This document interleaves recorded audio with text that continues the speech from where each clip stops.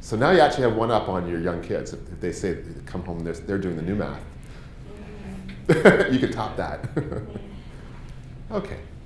So now let's look at brain injury as a general diagnostic category and look at the different ways in which brain injury can be and should be rated for catastrophic impairment purposes. We've already spoken about one, the GCS. Okay.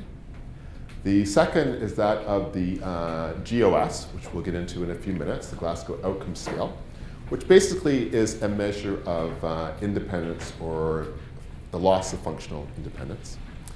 The third method to evaluate somebody with a brain injury or rate them relative to catastrophic impairment is that of the whole person impairment rating within Chapter 4.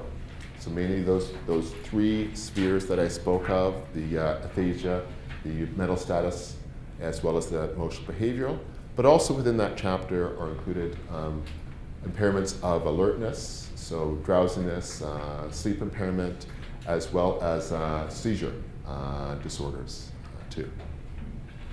And the final way in which an individual with a traumatic brain injury may and should be evaluated within the current SABs and according to the AMA guides is that of Chapter 14, which is the mental behavioral chapter, otherwise known to be the psychiatric, psychological chapter.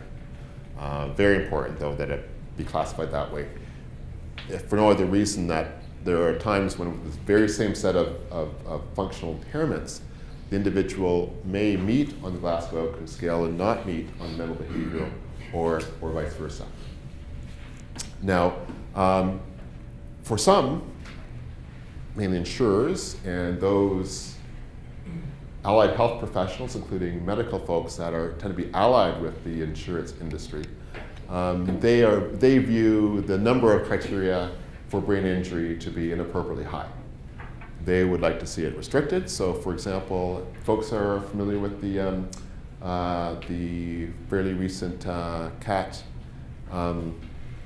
task force and report that came out about a year and a half ago. So in that report, for example, they would like to see only one measurement of for brain injury, that being the Glasgow Outcome Scale. They want to see the GCS completely eliminated, and they want mental behavioral Chapter 14 concept to be only rateable for those folks that do not have a brain injury. So psychiatric, psychological impairments without traumatic brain injury.